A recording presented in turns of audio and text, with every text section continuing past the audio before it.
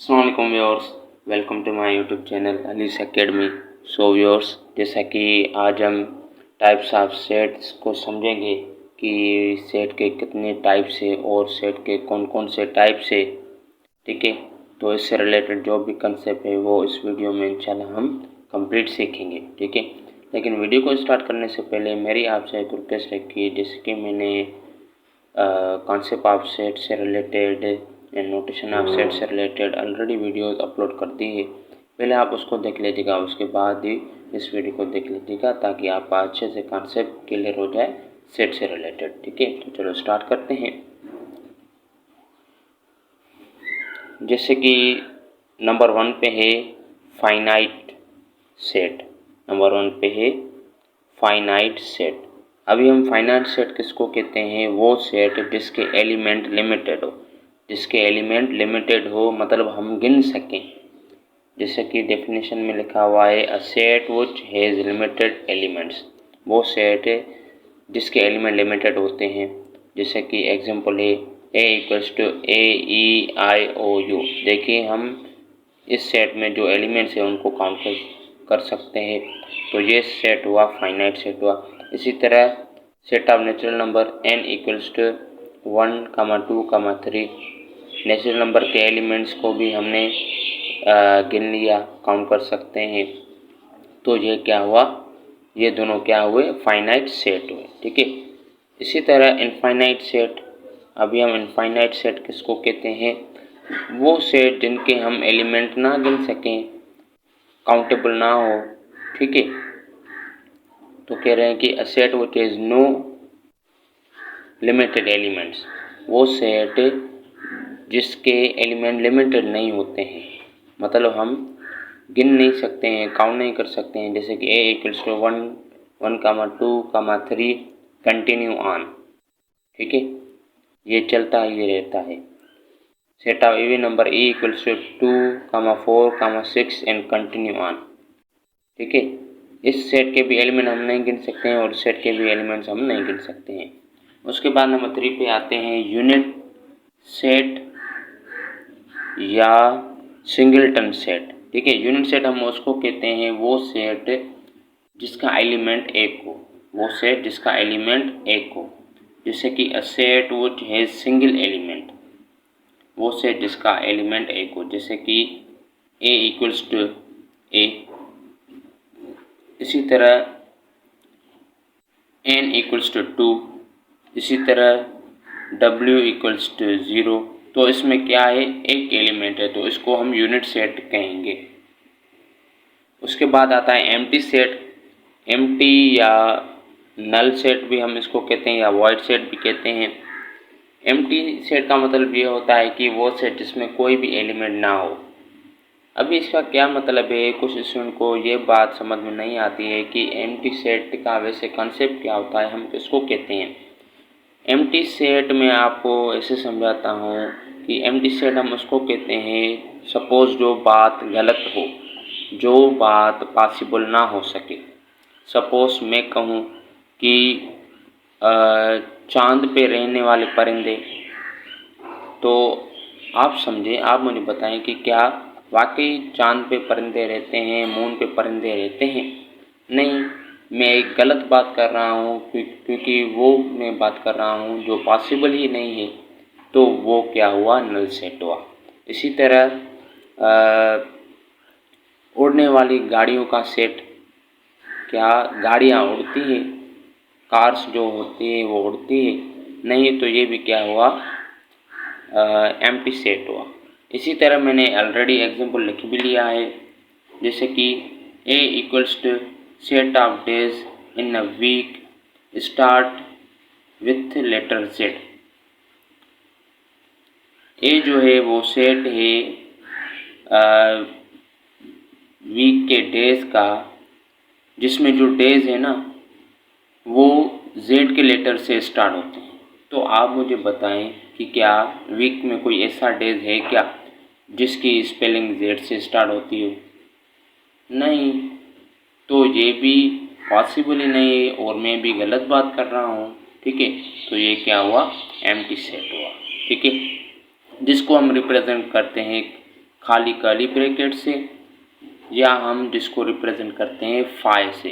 ये फाई वाली साइन है, ये कुछ इस तरह साइन होती है, PHI, फाई। ठीक है। आई थिंक आई होती है या वाई होती है। ठीक है। तो उसके बाद है इक्वल सेट। इक्वल सेट हम किसको कहते हैं? Two sets which has same elements. वो दो सेट हो जिसके सेम एलिमेंट हो, एक जैसे एलिमेंट हो, एक जितने एलिमेंट हो। ठीक है। जैसे कि example A equals to 1 2 3, B equals to 1 2 3। देखिए इन दोनों में सेम एलिमेंट्स है, तो मैं कहूँगा कि A जो है वो B के इक्वल है। ठीक है। ऑर्डर मैटर नहीं करता है। अगर मैं आपसे कहूँ कि C इक्वल्स टू 3 2 1, तो आप मुझे बताएं कि क्या A और C जो है ये सेट इक्वल है? बिल्कुल ऑब्वियसली ये तो इक्वल है, क्योंकि इनमें सेम एलिमेंट्स है। ऑर्डर का कोई फ़र्क नहीं रहता है, मतलब एलिमेंट्स को आगे पीछे लिखने में सेट पे कोई इफेक्ट नहीं पड़ता है। ठीक है। तो ये दोनों क्या हुए? इक्वल सेट है। और इक्वल सेट को हम इससे रिप्रेजेंट करते हैं, A इक्वल्स टू B। ये वाली साइन होती है इक्वल्स टू। ठीक है। मैंने सिंबल्स भी पढ़ा लिए है प्रीवियस लेक्चर में, सेट वाला जो टॉपिक है उसमें। ठीक है। तो वो नोटेशन ऑफ सेट जो है उस टॉपिक में मैंने ऑलरेडी ये साइन वाली जो भी है ना सिंबल्स, वो मैंने पढ़ा लिए है, आप वो भी देख लीजिएगा। ठीक है। उसके बाद है इक्विवेलेंट सेट। इक्विवेलेंट सेट हम किसको कहते हैं? टू सेट्स विच है सेम ऑर्डर। वो दो सेट हो जिसके ऑर्डर सेम हो, मतलब जिसके नंबर ऑफ एलिमेंट सेम हो। सपोज इसमें भी एलिमेंट 2 है तो इसमें भी एलिमेंट 2 है, इसमें भी एलिमेंट 10 है, ए में भी एलिमेंट 10 है तो बी में भी एलिमेंट 10 है, ए में भी एलिमेंट 3 है तो ए में भी एलिमेंट्स 3 है। ठीक है। देखिए जैसे कि एग्जांपल ए इक्वल्स टू 1 2 3, इसमें जो ये एलिमेंट्स हैं वो कितने हैं? इसमें जो एलिमेंट्स हैं वो है 3। ठीक है। और ए बी सी, इसमें भी जो एलिमेंट्स हैं वो है 3। अभी आप देखिए कि इन दोनों का नंबर ऑफ एलिमेंट्स सेम है, इसमें भी 3 इसमें भी 3। तो मैं कहूँगा कि ये जो ए एंड बी सेट है ना, ये आपस में इक्विवेलेंट है। क्या है? इक्विवेलेंट है। इक्विवेलेंट को हम कैसे रिप्रेजेंट करते हैं? ए और ये वाली सिंबल होती है, ए इक्विवेलेंट्स टू बी। ठीक है, कुछ इस तरह। और यहाँ पे मैंने नोट लिख लिया है। नोट ये है कि ऑल इक्वल सेट्स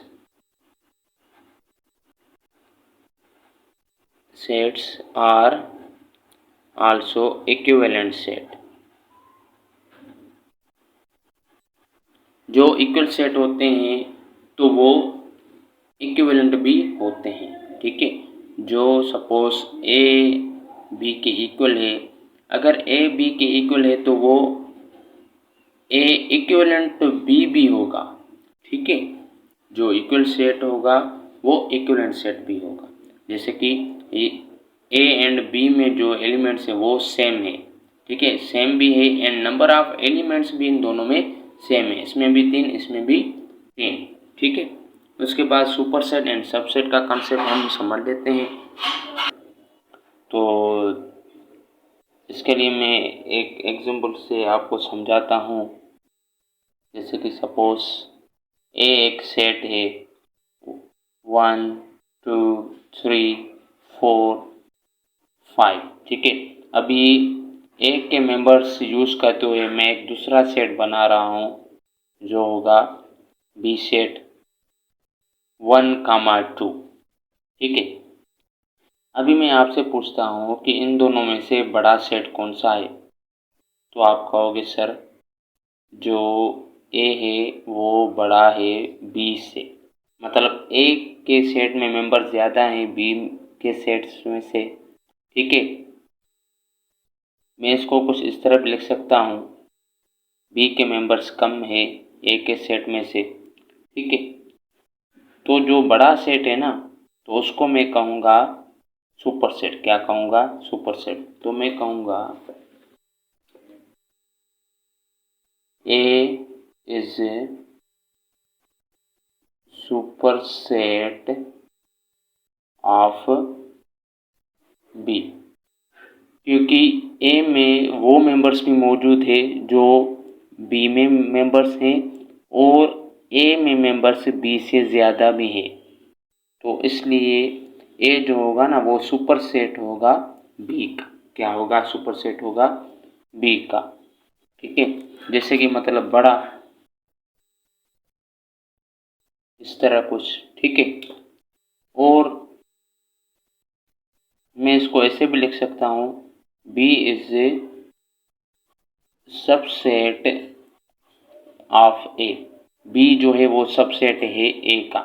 मतलब बी बी का जो सेट है ना उसके मेंबर से ए सेट के मेंबर से कम है। तो बी एक सेट से छोटा है, तो मैं कहूँगा B is subset of A and A is superset of B. तो ये इस तरह होगा। ठीक है। बी छोटा है ए से।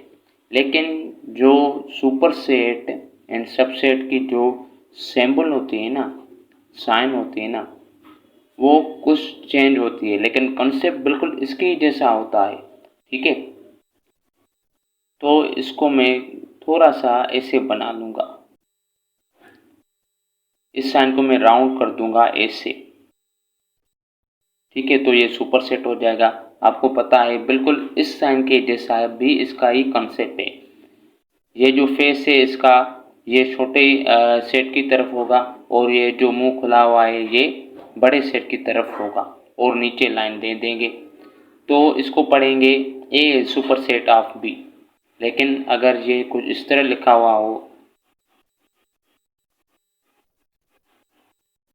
तो मैं कहूँगा A is subset of B.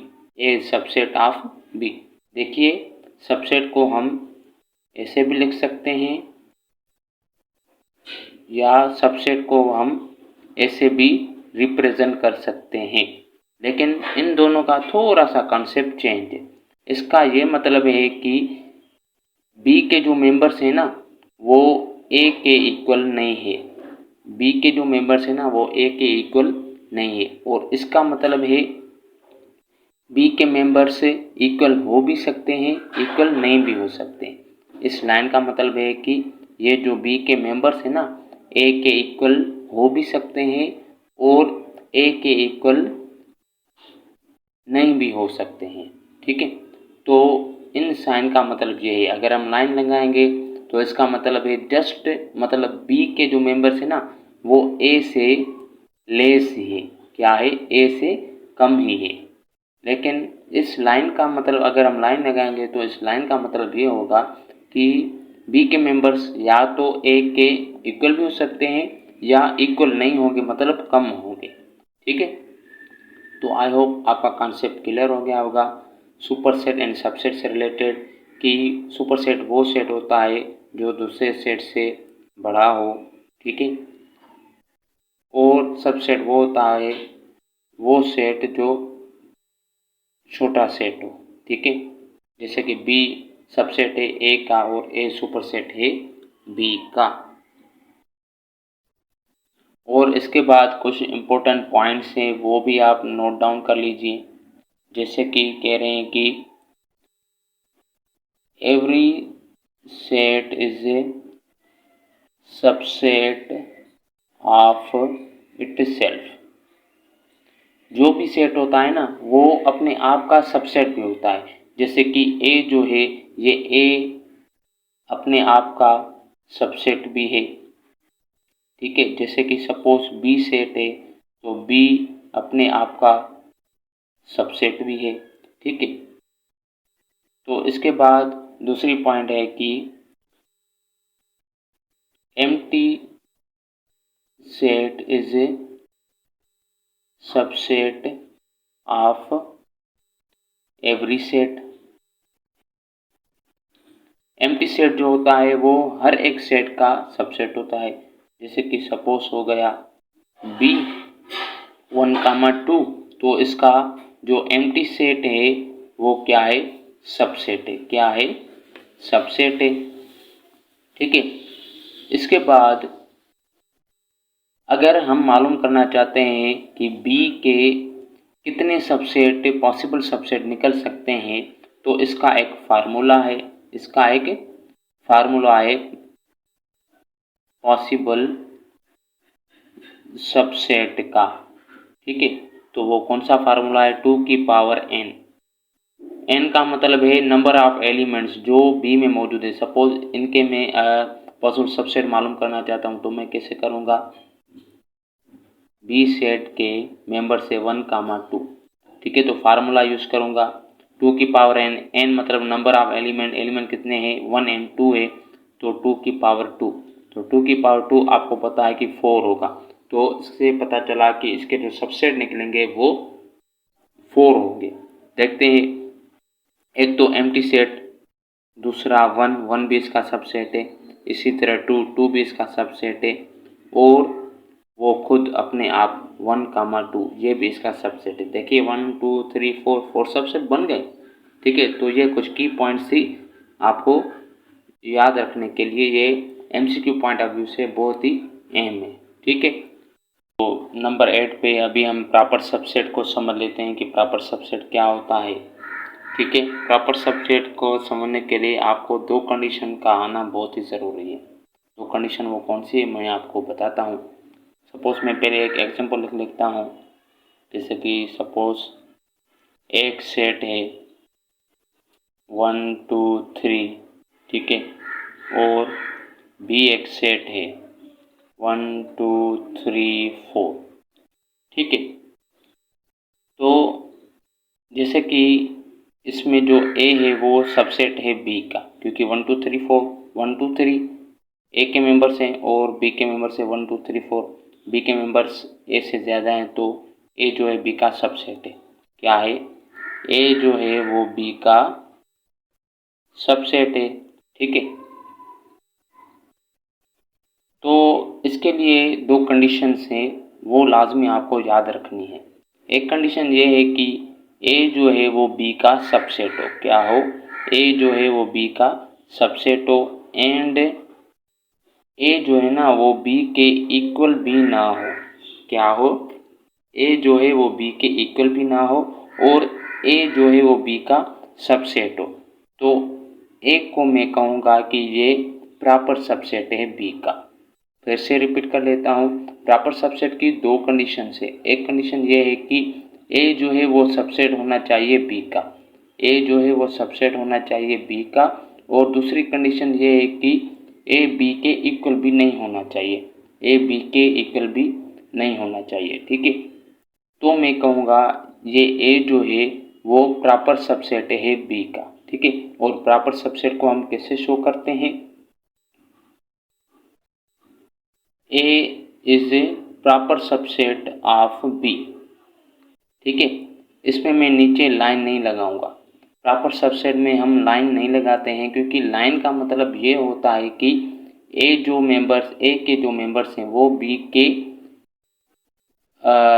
Equal भी हो सकते हैं और इक्वल नहीं भी हो सकते हैं। ठीक है, इस लाइन का मतलब है कि ए के मेंबर्स जो हैं वो बी के इक्वल भी हो सकते हैं और इक्वल नहीं भी हो सकते हैं।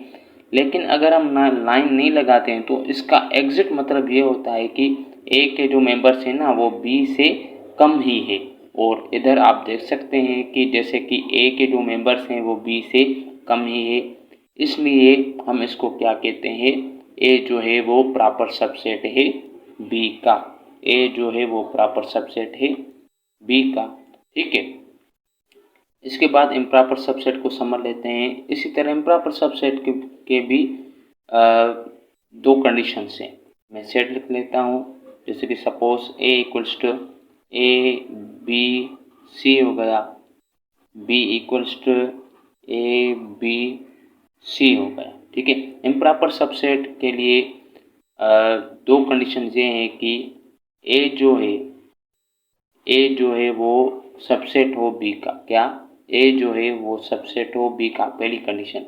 और दूसरी कंडीशन ये है कि ए बी के इक्वल भी हो। क्या हो, ए बी के इक्वल बी हो। पहली कंडीशन ये है कि ए सबसेट हो बी का, और दूसरी कंडीशन ये है कि ए बी के इक्वल्स भी हो। ठीक है, तो हम इसको कैसे रिप्रेजेंट करते हैं, तो उसको मैं कहूँगा कि ए जो है ये इम्प्रॉपर सबसेट है बी का। ए जो है ये इम्प्रॉपर सबसेट है बी का, और मैं बी को भी कह सकता हूँ कि बी जो है वो इम्प्रॉपर सबसेट है ए का, क्योंकि इम्प्रॉपर सबसेट में दो कंडीशन है। एक कंडीशन ये है कि ए जो है वो सबसेट हो बी का, ए जो है वो सबसेट हो बी का। दूसरी कंडीशन ये है कि ए बी के इक्वल भी हो, तो उसको हम कहेंगे इम्प्रॉपर सबसेट। तो मैं कहूँगा कि ए जो है वो इम्प्रॉपर सबसेट है बी का। ठीक है, तो उसको हम ऐसे रिप्रेजेंट करते हैं। ठीक है, इस लाइन का मतलब होता है कि उसके मेंबर्स ए के मेंबर्स बी के इक्वल भी हो सकते हैं, इक्वल नहीं भी हो सकते हैं। ठीक है, तो आई होप आपका टोटली कॉन्सेप्ट क्लियर हो गया होगा। प्रॉपर सबसेट से रिलेटेड, इम्प्रॉपर सबसेट से रिलेटेड। प्रॉपर सबसेट में दो कंडीशन कौन सी है, ए जो है वो बी का सबसेट भी हो और इक्वल नहीं भी हो, तो उसको हम ऐसे रिप्रेजेंट करते हैं। ठीक है, इम्प्रॉपर सबसेट का कॉन्सेप्ट क्या है कि कंडीशन क्या है कि ए जो है वो बी का सबसेट हो और ए बी के इक्वल भी हो, तो उसको हम क्या कहेंगे, इम्प्रॉपर सबसेट कहेंगे। ठीक है, उसके बाद आता है पावर सेट। क्या आता है, उसके बाद आता है पावर सेट। तो पावर सेट किसको कहते हैं समझते हैं एक एग्जांपल से। सपोज ए एक सेट है 1, 2।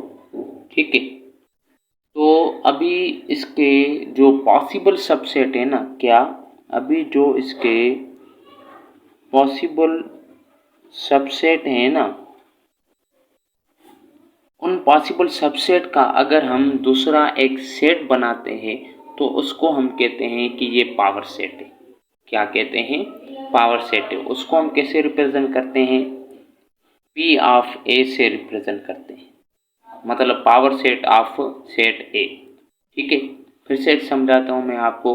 जैसे कि ए एक सेट है 1, 2, तो इसके जो भी पॉसिबल सबसेट है ना, इसके जो भी पॉसिबल सबसेट है ना, उन पॉसिबल सबसेट का हम एक अलग सा सेट बनाते हैं। क्या बनाते हैं, एक अलग सा सेट बनाते हैं, तो उसको हम कहते हैं कि ये पावर सेट है सेट ए का।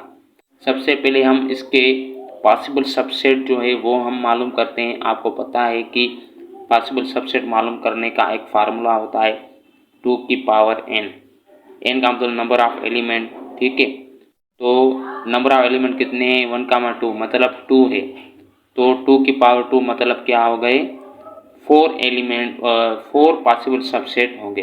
तो सबसे पहले इसके पॉसिबल सबसेट हम निकाल रहे हैं। ठीक है, तो इसके पॉसिबल सबसेट होगा, एक तो एम्प्टी सेट होगा, उसके बाद होगा 1, फिर उसके बाद होगा 2, फिर उसके बाद होगा 1, 2।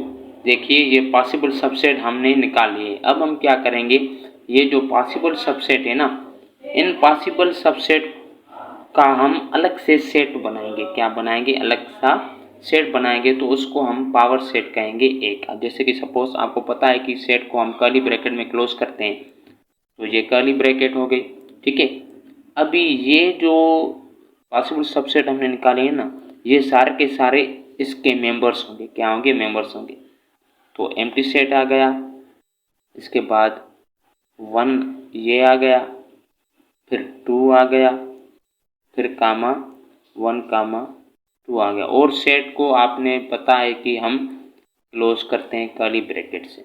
ठीक है, तो देखिए ए जो सेट था उसके हमने पॉसिबल सबसेट मालूम किए, और पॉसिबल सबसेट का अलग सा सेट हमने बनाया, तो उस सेट को हम कहते हैं पावर सेट है ए का। तो डिसजॉइंट सेट हम किसको कहते हैं, डिसजॉइंट सेट हम उसको कहते हैं कि जिसमें कोई भी कॉमन एलिमेंट ना हो। 2 sets which have no common element। 2 sets हो जिसमें कोई भी कॉमन एलिमेंट ना हो। सपोज एक सेट है 1, 2, 3 एंड बी एक सेट है 4 5 6। देखिए इन दोनों में कोई भी कॉमन एलिमेंट नहीं है, मतलब सेम एलिमेंट नहीं है, तो मैं कहूँगा ए एंड बी जो सेट है ना वो डिसजॉइंट सेट है। क्या है? डिसजॉइंट सेट है। ठीक है, उसके बाद ओवरलैपिंग को समझते हैं कि ओवरलैपिंग में क्या होता है कि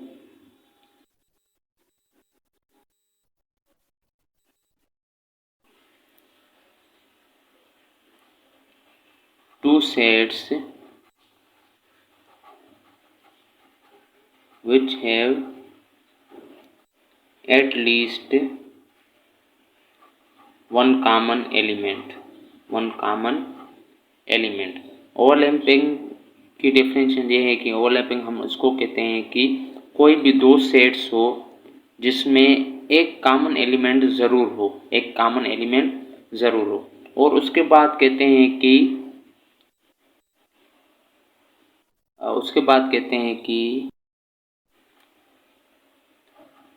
and both are not subset of each other, और कोई भी उनमें से सबसेट ना हो एक दूसरे का। मैं आपको एग्जांपल से समझाता हूँ। इसके कहने का मतलब ये है कि दो सेट्स हो जैसे कि 1, 2, 3। ठीक है,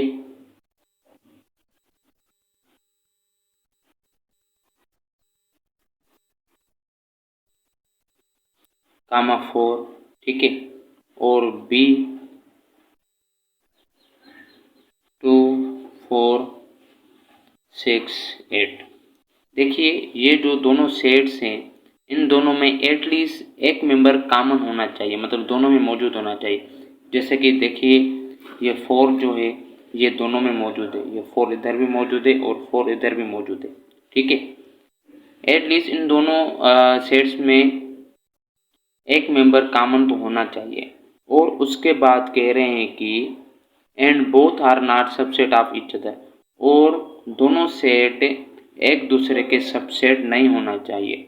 ना ही ए जो है वो सबसेट होना चाहिए बी का, और ना ही बी जो है वो सबसेट होना चाहिए ए का। ठीक है, एक तीसरी कंडीशन में है कि अगर हम इन दोनों का इंटरसेक्शन ले रहे हैं, तो वो एम्प्टी सेट ना आए। क्या है? तो वो एम्प्टी सेट ना आए। पहली कंडीशन ये कह रहे हैं कि एटलीस्ट दोनों में एक मेंबर कॉमन हो, और उसके बाद कह रहे हैं कि दोनों एक दूसरे के सबसेट ना हो, ना ही ए बी का सबसेट हो और ना ही बी ए का सबसेट हो। और फाइनल कंडीशन ये है कि अगर हम इन दोनों के इंटरसेक्शन ले रहे हैं तो रिजल्ट एम्प्टी सेट नहीं होना चाहिए। क्या? रिजल्ट जो है वो एम्प्टी सेट नहीं होना चाहिए। इन दोनों के हम इंटरसेक्शन लेकर देखते हैं कि क्या एम्प्टी सेट हमें मिलता है कि नहीं मिलता है। ठीक है, तो ए इंटरसेक्शन बी हो गया। ए के मेंबर्स हैं 1, 2, 3, 4। इंटरसेक्शन बी के मेंबर्स हैं 2, 4, 6, 8। ठीक है, तो जो इसका रिजल्ट आएगा वो आएगा, इंटरसेक्शन का मतलब है जो कॉमन एलिमेंट है हम वो लेंगे। कॉमन कौन सा है?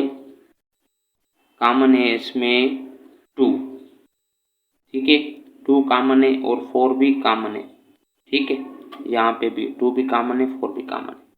ठीक है, तो 2, 4 आ गया, ये है इसका आंसर। देखिए इंटरसेक्शन लेने के बाद भी एम्प्टी सेट नहीं आया है, तो मैं कहूँगा ए एंड बी जो है ना ये ओवरलैपिंग सेट्स है। क्या है? ए एंड बी जो है ना ये क्या है? ओवरलैपिंग सेट्स है। आई होप आपका टोटली कॉन्सेप्ट क्लियर हो गया होगा ओवरलैपिंग सेट से रिलेटेड, कि इसमें ये 3 कंडीशन है। एक तो कॉमन एलिमेंट होना चाहिए, ठीक है, उसके बाद कोई भी एक दूसरे का सबसेट ना हो, जैसे कि ए ना तो बी का सबसेट हो और बी ना ही ए का सबसेट हो। और अगर हम इन दोनों का फाइनल कंडीशन है कि अगर हम इन दोनों का इंटरसेक्शन ले रहे हैं तो वो एम्प्टी सेट नहीं आना चाहिए। जैसे कि हमने इन दोनों का इंटरसेक्शन ले लिया और एम्प्टी सेट नहीं आया, तो इसलिए हम कहेंगे कि ए एंड बी जो है ना, ये दोनों के दोनों क्या है, ओवरलैपिंग सेट है। ठीक है, तो अभी हम यूनिवर्सल सेट को समझ लेते हैं। नंबर 13 पे है यूनिवर्सल सेट। ठीक है, तो यूनिवर्सल सेट किसको कहते हैं? तो यूनिवर्सल सेट कहते हैं the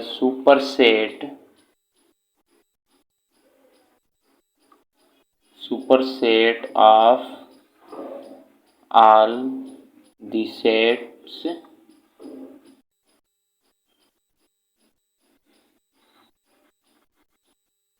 under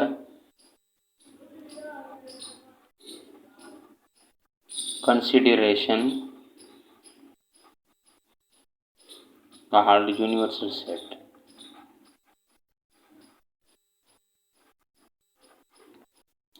universal set basically क्या होता है? सुपर सेट होता है। बेसिकली क्या होता है? सुपर सेट होता है, जिसके कई सारे सबसेट होते हैं, जिसके कई सारे सबसेट होते हैं। ठीक है, जैसे कि सपोज यूनिवर्सल सेट है जिसको हम यू से रिप्रेजेंट कर रहे हैं। ठीक है, 1 2 3 सो ऑन 10 तक। ठीक है, अब मैं दूसरा सेट बना रहा हूँ, जैसे कि ए सेट हो गया 1 2 3। ये ए यूनिवर्सल सेट का क्या है? सबसेट है, और यू जो है यूनिवर्सल सेट है, ये ए का सुपर सेट है। इसी तरह बी भी क्या है? इसका 2 3 सबसेट है। इसी तरह सी भी इसका क्या है? सबसेट है, 4 5 6। इसी तरह ई भी इसका क्या है? सबसेट है, 6 7 8। एफ भी इसका क्या है? सबसेट है, जैसे कि 9 10। तो ये सारे के सारे जो सेट्स है, ये क्या हुए? यूनिवर्सल सेट के सबसेट हुए। और यूनिवर्सल सेट जो होता है ना, वो सुपर सेट होता है, मतलब सबसे बड़ा सेट होता है। ठीक है, तो उसको हम क्या कहते हैं? यूनिवर्सल सेट कहते हैं। ठीक है, वैसे तो यूनिवर्सल सेट को हम यू से भी डिनोट करते हैं और एक्स से भी डिनोट करते हैं, और इस तरह ई से भी हम डिनोट करते हैं। ठीक है, उसके बाद अभी हम एग्जॉस्टिव सेट को समझ लेते हैं कि एग्जॉस्टिव सेट हम किसको कहते हैं। देखिए, एग्जॉस्टिव सेट के लिए भी कंडीशन है। क्या कंडीशन है? जैसे कि सपोज एक सेट मिला हुआ है हमें, universal set 1 2 3 4 5, and A set हमें मिला हुआ है 1 2 3, एंड बी सेट हमें मिला हुआ है 3 4 5। अभी एग्जॉस्टिव सेट की कंडीशन ये है कि अगर हम ए यूनियन बी ले लें, क्या? ए यूनियन बी ले लें, तो उसका जो रिजल्ट आना चाहिए वो यूनिवर्सल सेट आना चाहिए। क्या आना चाहिए? यूनिवर्सल सेट आना चाहिए। मतलब ए यूनियन बी ले लें तो वो रिजल्ट आए तो वो यूनिवर्सल सेट के इक्वल हो, तो उन सेट्स को हम कहेंगे कि ये एग्जॉस्टिव सेट्स हैं। क्या है? एग्जॉस्टिव सेट है। मैं एग्जांपल करके आपको समझाता हूँ। जैसे कि ए सेट है 1 2, यूनिवर्सल सेट है 1 2 3 4 5, ए सेट है 1 2 3 एंड बी सेट है 3 4 5। इन दोनों का हम यूनियन ले लेते हैं। ठीक है, तो ए यूनियन बी, पहले ए के मेंबर 1 2 3, फिर यूनियन की साइन, फिर बी के मेंबर 3 4 5। ठीक है, तो जो इसका रिजल्ट आएगा वो आएगा ए यूनियन बी का 1 2 3 4 5। ठीक है, देखिए इसका जो रिजल्ट आया है वो यूनिवर्सल सेट के इक्वल है, 1 2 3 4 5, 1 2 3 4 5। तो मैं कहूँगा ए एंड बी जो सेट है ना, वो क्या है? एग्जॉस्टिव सेट्स है। क्या है? एग्जॉस्टिव सेट्स है। ठीक है, इसके बाद नंबर 15 पे है सेल्स, हमारा लास्ट टाइप ऑफ सेट उसको हम समझ लेते हैं। इसके लिए भी एक कंडीशन है।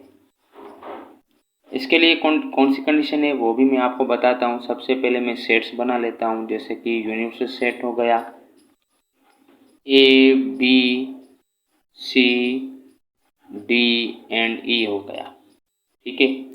तो अब जब ए है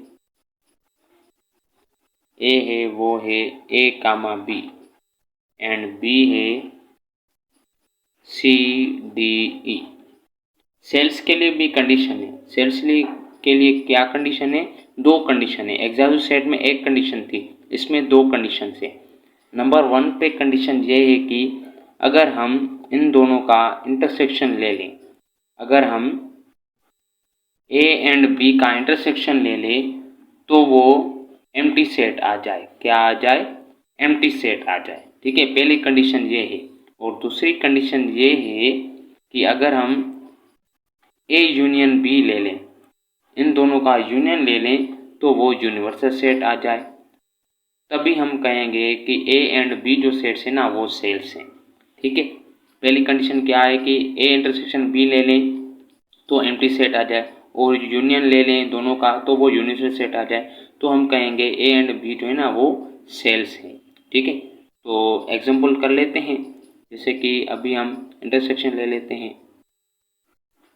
ए इंटरसेक्शन बी हो गया, ए के मेंबर्स ए कामा बी, फिर इंटरसेक्शन बी के मेंबर्स सी डी ई हो गया, ठीक है।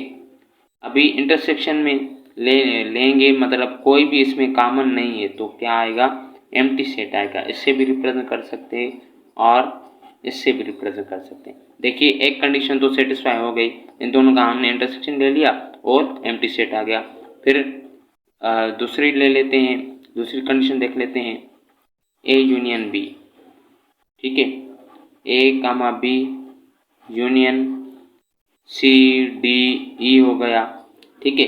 इन दोनों का यूनियन लेंगे तो रिजल्ट आएगा ए बी सी डी ई, ठीक है। ए यूनियन बी का रिजल्ट आया है ए बी सी डी ई। अभी देखिए ये जो मेंबर्स हैं ये यूनिवर्सल सेट में भी पाए जा रहे हैं, मतलब ए बी सी डी ई इधर भी है, ए बी सी डी इधर भी है। तो इससे साबित हुआ कि ये जो ए यूनियन बी है वो इक्वल है यूनिवर्सल सेट के। देखिए दोनों कंडीशन सेटिस्फाई हो रही है। ए इंटरसेक्शन बी ले लिया तो एम्प्टी सेट आ गया, ठीक है। ए इंटरसेक्शन बी ले लिया तो इंटरसेक्शन एम्प्टी सेट आ गया, और ए यूनियन बी ले लिया तो यूनिवर्सल सेट आ गया। तो इसलिए हम कहेंगे कि ये जो ए एंड बी है ना ये दोनों के दोनों क्या है? सेल्स है। दोनों के दोनों क्या है? सेल्स है। आई होप आपका कॉन्सेप्ट क्लियर हो गया होगा टाइप्स ऑफ सेट से रिलेटेड। फिर भी आपको कोई डाउट हो तो कमेंट बॉक्स में ड्रॉप कर देना, नहीं तो मेरा व्हाट्सअप नंबर आपको स्क्रीन पर दिख रहा होगा, व्हाट्सअप भी कर लेना है, इंशाल्लाह मैं आपको रिस्पांस दे दूँगा। लाइक एंड शेयर करना मत भूलिएगा एंड मेरी वीडियो को कंप्लीट देख लीजिएगा, क्योंकि हर एक सेकंड में आपको एक नई इन्फॉर्मेशन मिलने वाली है, ठीक है। तो थैंक्स फॉर वॉचिंग। अल्लाह।